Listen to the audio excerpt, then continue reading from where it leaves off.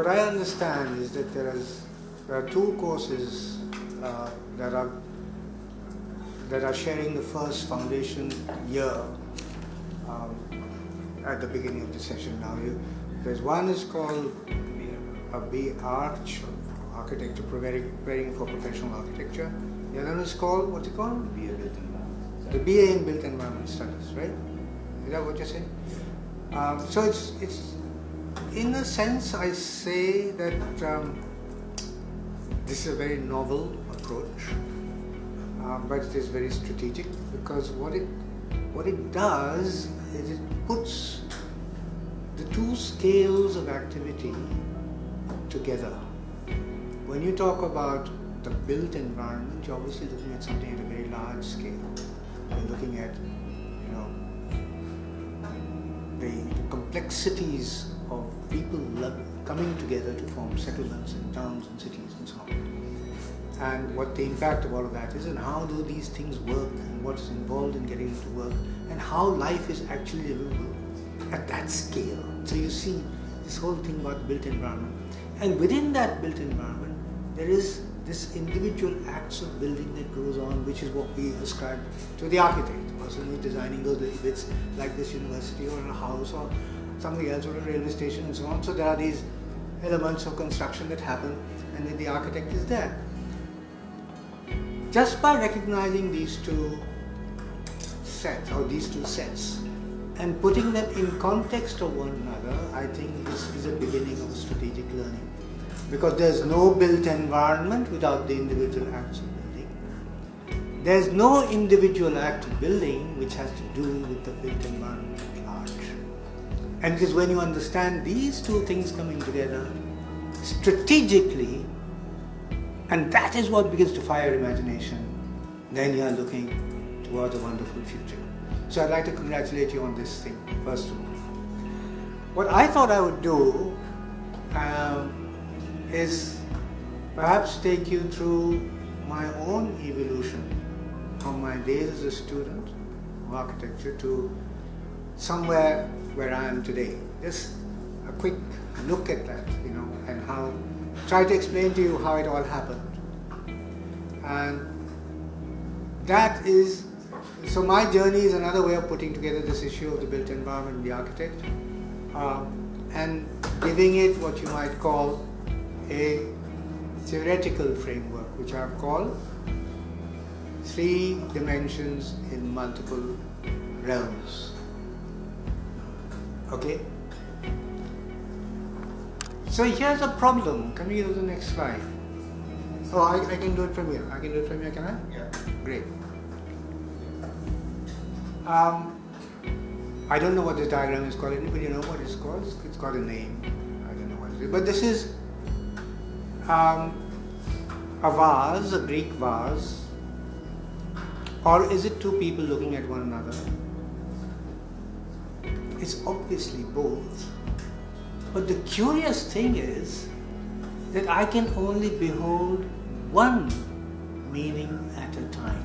I just cannot hold the two meanings simultaneously. It just doesn't happen. I tried my very best. I can't do it. It's either I see a vase or I see two people, but I can't see the both of them together. It's a curious thing.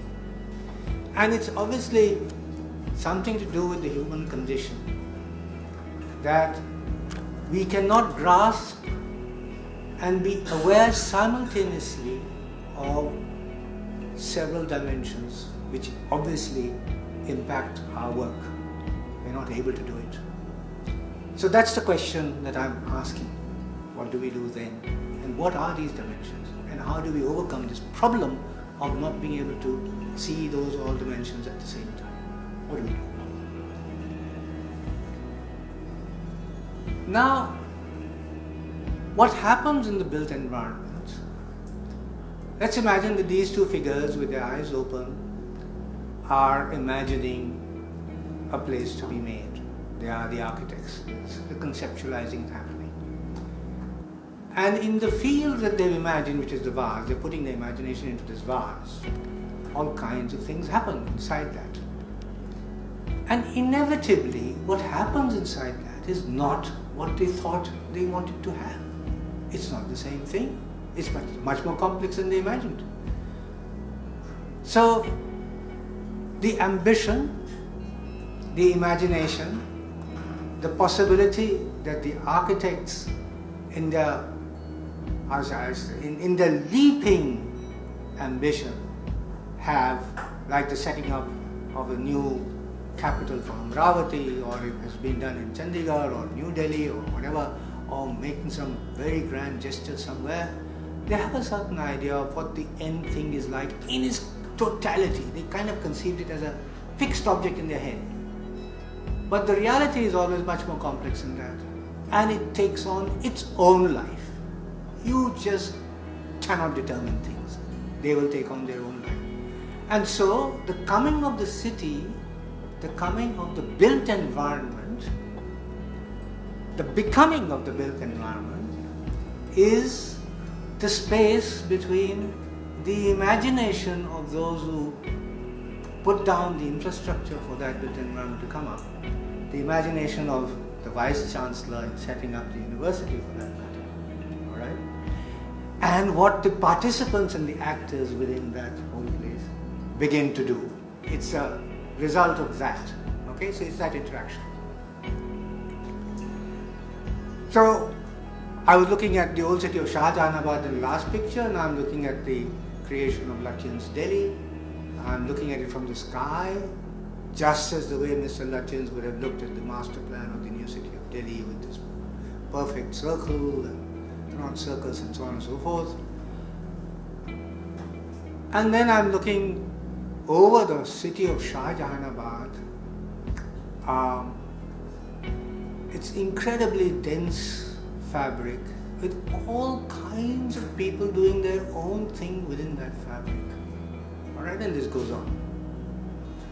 So, I just want to draw our attention to the fact that to the question as to what is the role of the strategic imagination of the designer and the architect. What is the role, given the complexity of life, the way it pans out. This is how it started out. When I was a student of architecture in the Cambridge University many years ago, we studied the great masters of architecture. These are all people with grand imagination. There's a gentleman on the right hand side, is a German guy called Mies van der Rohe, and he's got his favorite building in front of him. The guy on the left hand side is from America, Frank Lloyd Wright.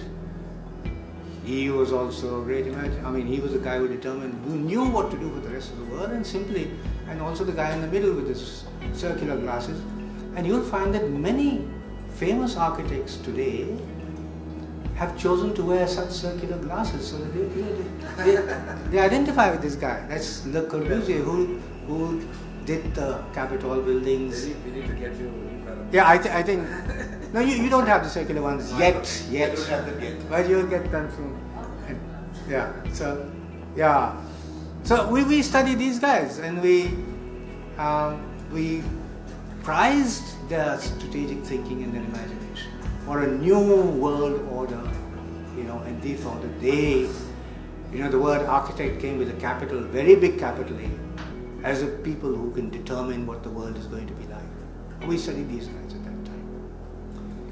And we studied their works, beautiful buildings and all the stuff that went into the buildings, and their town plans and God knows what else. We studied everything. This was a famous building in New York City which was designed by Mies van der Rohe. The previous one was a house designed by Frank Lloyd Wright. And this is in Chandigarh, the assembly building designed by Corbusier. And we studied all of these. And we thought that the purpose of the practice of architecture was to produce cultural artifacts, objects and places which should be celebrated as possessions of societies. These are the cultural artifacts. We are proud to have this in our city. We are proud to have this in our campus. We are proud to have this something. So it became that the idea was to produce cultural artifacts, and so it was really an aspect of design, and it had to do with the theory of art, the theory of aesthetics, the theory of the language of the aesthetic languages of architecture and so on. And we studied this in great depth and even learned somehow to imitate some of these guys. Right? Then came a time, you come back for holiday, back to India, and you travel around and you see what's going on in different parts of the world. And you see these old buildings built in the 17th and 18th centuries, and you say, oh my God, what incredible stuff this is. And then you suddenly say, well, this is also cultural artifacts, but developed from a different kind of tradition. It just kind of grows from the ground, using the materials immediately at hand, and such love and care and so much time and energy spent in working out every detail and embellishing every surface and enjoying every moment of it as if it's like a prayer and a song, and you keep doing it. And this is something that you learned, and you said, oh, but they do it differently in other parts of this country. This is going south, that was in JSAA, and this is somewhere in the south. And they do it differently over here. My gosh, how do they do it differently? Why do they do it differently? Obviously, there's something peculiar about this place and something peculiar about what they've learned to do in terms of shelter. And this is a palace. And this is how it is inside. See how the bright sunshine is modulated and there's a glow of light inside. And how timber is the principal construction material. And so here's another tradition that has grown. So it is tied to climate, to material, to location, to a history of a people. And then you jump again, oh my God, you go to another part, go back to the Architectural Association School of Architecture, and you say, and then you get the new crazy guys. There are all these pictures on the top right hand side. They are talking about a new technological world where there are big machines, and these machines are crawling all over the city, and they've got these tubes hanging out, and there are plug-ins, and you can. So they imagine that this massive production of technological objects is going to be the new kind of city, and they were thrilled with this possibility, absolutely thrilled with this possibility. And we got drawn into that also at that time, right? But this is the Archigram Studio, Peter Cook. None of this is built, by the way. This is not built. But it's like, aisa bhi ho sakta hai, this can happen. Wow, and we'll say, wow. And yeah, so these are heroes who would perform on the stage in front of us, and we'd say, wow. But in the last year, this is another Cedric Price is also amazing thinker, who put in this simple idea, and he said, you know what buildings are? He's talking about modern technological buildings. They're actually services systems. They are ways of holding stuff up, bringing in light and bringing in air, and enabling it to do various things. That's all they are. There's nothing to do with what they look like and what the aesthetic is. And they're just systems. They're life support systems. That's all it is. And he developed a whole approach to how these systems can afford a great deal of variability and flexibility and adaptability to changing needs of society. But then I came to the 5th year, where I joined what was then called the Tropical Studies Department. This gentleman here is Otto Königsberger, who was the head of that department. And Otto Königsberger was wearing the same hat at that time as Joydeep is wearing over here, setting up a new department. Okay? And this was a course which said that, oh boy, there's a whole part of this world which is not looking forward right now to the great technological leap which the Archigram Studio showed. They are developing countries where quality of life is not that good and buildings are not that wonderful, and we have to now find ways of producing built environments that can be built from the available resource and can produce a much better way of life. And he, in that 1 year, this was a postgraduate course. There were people from all over the world who came to attend that course, and in that 1 year, he changed the course of my life. He said, you are going to go back to your home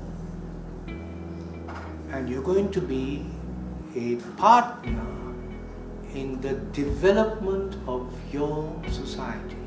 You're going to be a partner in the development of your society. You're going to be a development practitioner.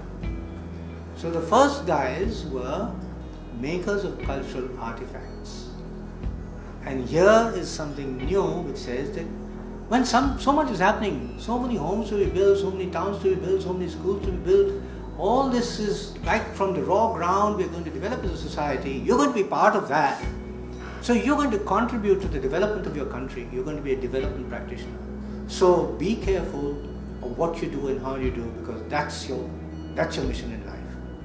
And completely changed me. So instead of staying on in the UK or looking for a job out there in some of the best practices, blah blah blah, I went to Singapore and then eventually came to Delhi and I started working here. So now, slight change of tack.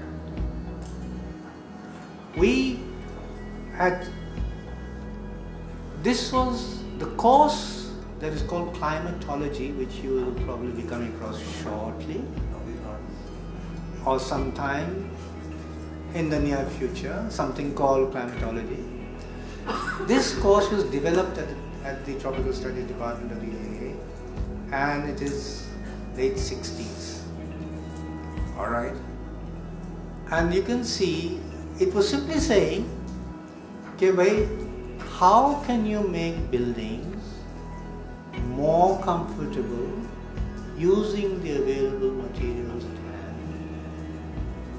by understanding the physics of the relationship with the outdoor climate, the sun, the weather, the temperatures, the air. By understanding that scientifically, how can you make buildings more comfortable? And it's just a matter of configuration and design. It's nothing to do with any, there's no other magic to it. It's simple ways of doing that. That was climatology. And that was at the beginning, 1968, the first war, is the first Gulf War, oil war, where people were trying to corner the oil resources of the Middle East. And there was a big fight over it. And suddenly the prices of oil went up and there was going to be a fear of shortage of oil. And that's when you said that, oh, there's not going to be any oil. If there's no oil, how do you get your electricity? How do you heat the buildings all over the North America, Western Europe, Northwestern Europe, where heating was a big problem? If oil became short and you depended on oil to heat all your buildings, then what are you going to do? So people started talking about solar passive architecture, bioclimatic design, low energy architecture. This whole thing about energy efficiency and low energy architecture is a consequence of that history. And when I left as a student into the profession, I had been introduced from this direction into the profession. All right, that was what was happening at that time. And then this theory, over the years, gets developed to low energy architecture, and then in the 90s, the United Nations gets together in Brazil and they come out with a whole thing about, there's a big document which talks about sustainable development. And sustainable development is the idea, is asking the question, how can we improve our quality of life without despoiling the environment? Retaining the resources of our environment such that they are available for the future generations. How can we do that? What's the way of doing it? They said that because they could see at that time that the way the environment was being exploited is not going to leave anything available for future generations. Whether it is the forest that was being cut down or oil that was being completely used up and many other resources that were being consumed at such a huge rate that this is going to happen. So environmentally sustainable architecture was born out of that, and then lastly it began to say architecture for sustainable development. Okay, so what is the architecture for the development of a society which will be sustainable and environmentally responsible. Okay. And that's where we are at, more or less, today. So here's the third element. How does it go? Here we are. So remember that first diagram, I couldn't see the two images together. I couldn't comprehend them simultaneously together. Either it was a vase or it was two people looking at each other. Now here it is, architecture as a cultural artifact. Oh, I love the university buildings over here as a cultural artifact. Look at the way the steel moves, the glass is related and the patterns are formed and So there's a cultural artifact and there's a joy in it, there's an exhilaration in it, and there's a sense of place and all of that. But then I ask the next question. What about architecture's development practice? How does that architecture then become something which can be used, adopted by the general populace for their own development? Has it found those solutions? I'm finding it very difficult to put the two things together.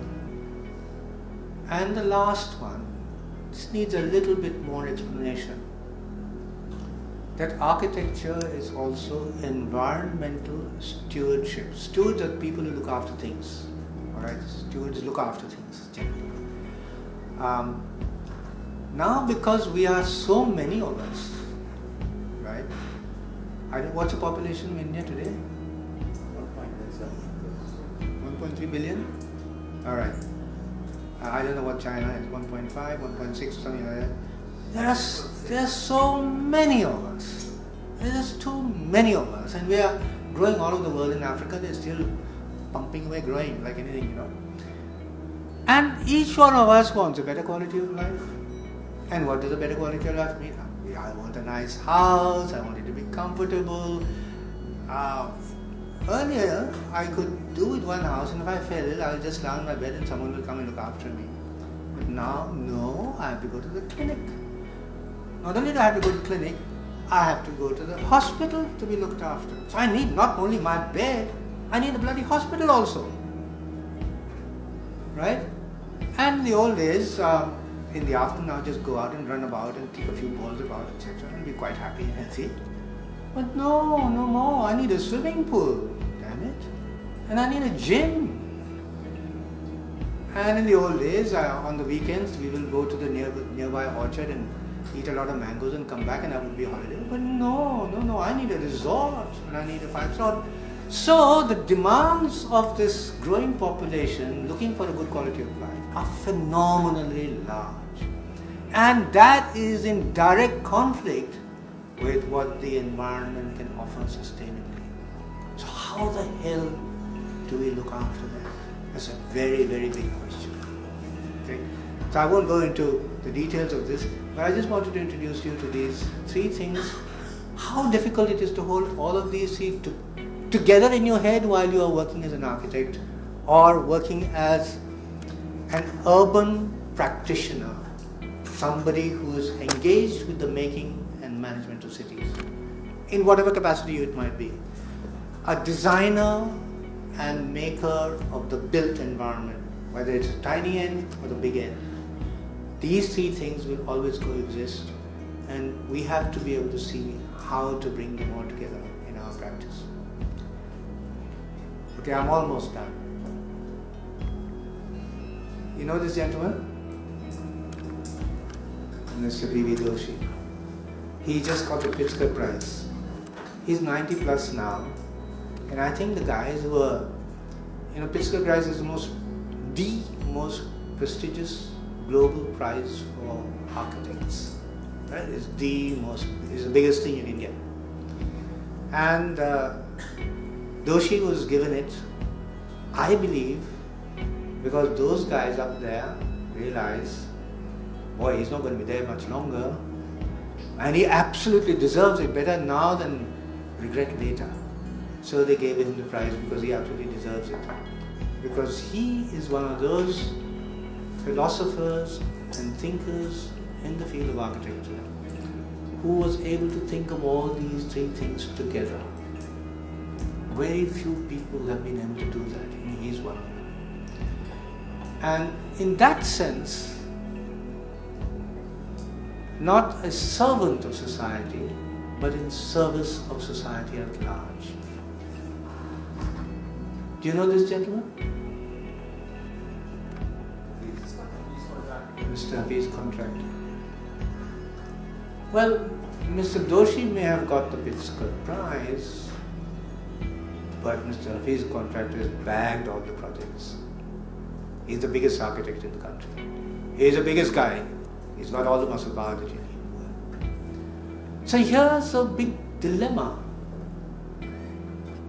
Is the profession of architecture or the professions of the built environment, I'm correcting myself, you're right, absolutely right, are the professions of the built environment businesses or services?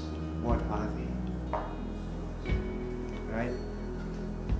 The way the world is structured today, you're forced into a business mode. Whereas what your heart tells you to do is to work with the service mode. And so this is one of those great dilemmas that we will have to confront. Oh, I don't know why I put this one, but let me just go through this quickly. I don't know if you got another 15 minutes. Yes. You got another? All right. This gentleman on the right hand side is Devi Prasad, who was also on the academic board of the TPP School of Habitat Studies once upon a time. He is now passed away. A Gandhian, a potter. And what I learned from him, from the art of pottery, was that here is such a simple skill, a simple process. All that you do as a potter is that you define the profile of an object from a lump of clay, right, as it is turning on the wheel. The wheel turns and you shape the clay with your hands, and in doing that with your hands, your entire body, your mind, your imagination that is completely engaged with the making of that small clay object, alright, with your hands, and all you're defining is the precise profile it must achieve. And you can produce a million varieties and inflections of this thing and enjoy the art. So one lesson I learned from this was there is a great value in elegance of means. कितने simple तरीके से, कितने सीधे तरीके से हम कितनी बढ़िया या अद्भुत चीज़ें बना सकते हैं. It is easy to load complexity upon complexity and difficulty upon difficulty and say, look what I've done. But it is great to do something with simple gestures and produce absolute wonders. And that has become one of the guiding posts of what I call good architecture. You know, simple means incredible effect, incredible value. And one tries to do this. I mean, we designed the chair, which is trying to achieve that kind of thing. Simple means, but very elegant, and using different materials together. It's not just dwell on this. Here's another thing. This is about going back to the cultural artifact. I don't know if you know these images. Anybody know these images? On the left-hand side is Alhambra Palace in Spain. This is when Arabs were ruling, or they were ruling in that part of Spain for a time, and this is one of the palaces that was built. And it is the most incredibly intricate but beautifully conceived simple courtyard with these slender columns, and the way the stone is carved and all of that. To me, it is like when you take a rosary, when you take a mala, and with each bead you say the same word, but each time you say the word, it has a slightly different meaning. It cannot be the same as the previous one. And so it's called jap. And so, to me, this kind of concentration and repetition of the same object with slight inflections is one of the, it's very meditative and very beautiful. So this is one kind of way of raising the spirit through engagement with material. On the right hand side is the house of Luis Barragan. Luis Barragan is a Mexican landscape architect. He was a devout Catholic. There's a big window looking out from his main room out into his garden. The garden has grown like a tropical forest. You can't walk through it. You can't walk through the garden. It's so dense. But that's his garden. And there's a cross that looks out into the garden. And the walls are absolutely plain. And the furniture is absolutely simple. It's really that you dematerialize everything. You remove any kind of superficiality down to the basics, down to the core. And again, it lifts your spirit. It lifts your spirit. Now the two sensibilities, the one on the left hand side and one on the right hand side, are so different. And in Hinduistic thought, the one on the right hand side is what we would equate with the Shaivite sensibility, or more stoic, more austere. Alright? And on the left hand side is the Vaishnava sensibility, which is Krishna Leela and Shringar and all of that. Right? But both of them ultimately serves the same end. So this is where I think each one of us will find our own kind of expression. I won't go into this. I want to just quickly move on to, sorry. What? Well, this is also very inspirational. It's like saying, just as I was telling you about the Havelis of Rajasthan or the palace in Kerala, we all have histories. This is a painting by Ghulam Muhammad Sheikh, which he calls Mapa Mundi. There are several of these paintings, and they are maps of the world. And what you see on the top right hand side is Kabir. On the left bottom side is Angel Gabriel, bringing the news of Christ to be born. On the right hand bottom is a dervish in a dance, a Sufi dancer. On the top left is Majnu, blind Majnu, about to enter the city looking for his Layla.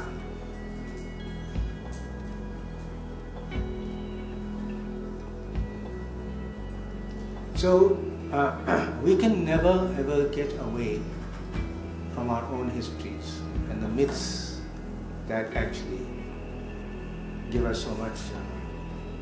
There is so much impetus, they represent many truths about ourselves. And this will also find its way in the expression of your architecture. It's about the authenticity of your own expression. It's not about doing things the way someone else is doing. It's about finding yourself in whatever you're doing. And that's the meaning of this picture. It's a future. So this is the house that Joydeep has visited, where we stay. Right? Just some.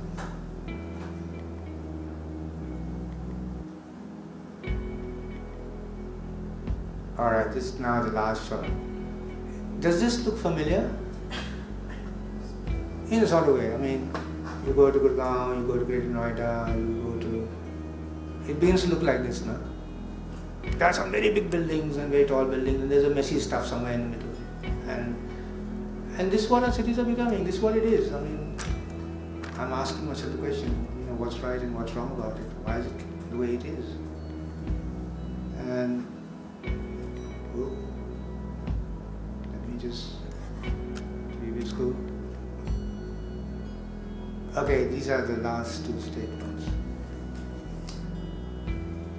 This is where we are today, if you look at the country as a whole, if you look at the globe as a whole, if you look at the country as a whole, and if you look at most of our cities today, there is 5% of us who are very wealthy.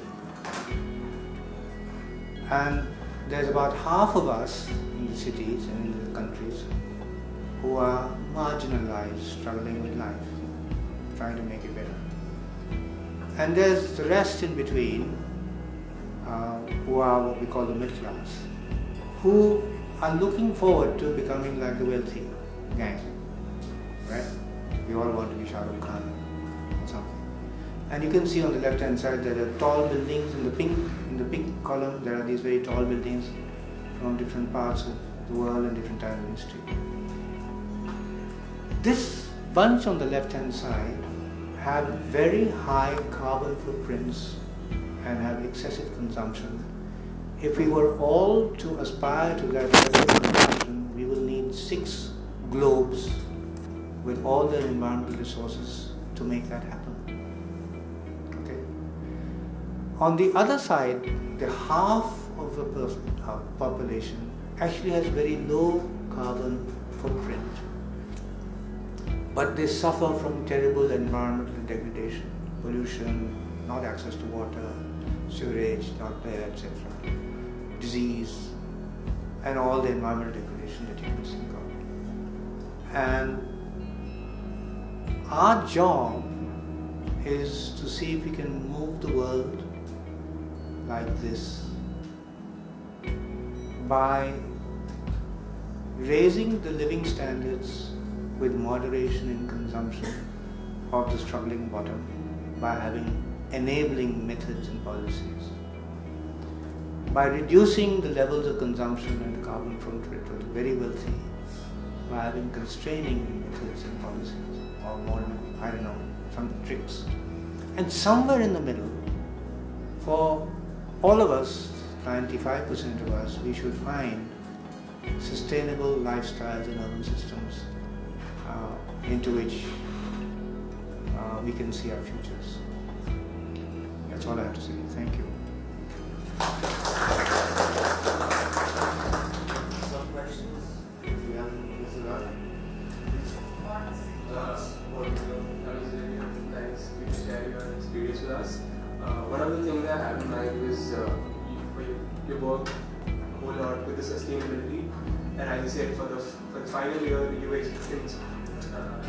your final year actually motivated you to take sustainability as a practice. And if you see sustainability then and sustainability now, is there a difference between the two of what you used to think sustainability was then and sustainability now is? Yeah, in some ways, yes.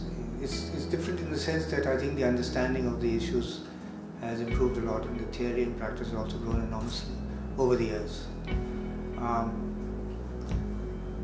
Let me give you an instance of it. We now know, in concrete terms, the relationship between the built environment and climate change.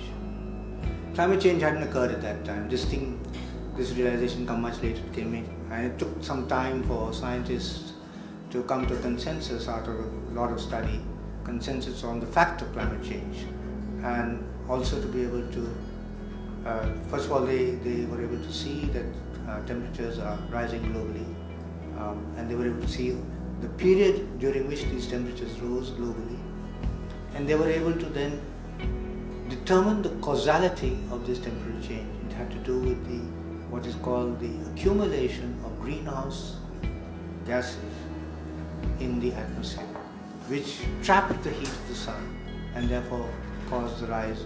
So how does this accumulation happen? There were several factors, but one of them has to do with the production of the built environment and the management of the built environment. All building materials that we utilize go through a process of transformation from their natural state into a building material. Okay? So this thing that is separating us from the outside, which we call glass, was originally sand, and it became glass by being heated to huge high temperatures using energy, and this energy would have been either oil or coal. And so in the production of glass, we have released a whole lot of carbon dioxide into the atmosphere.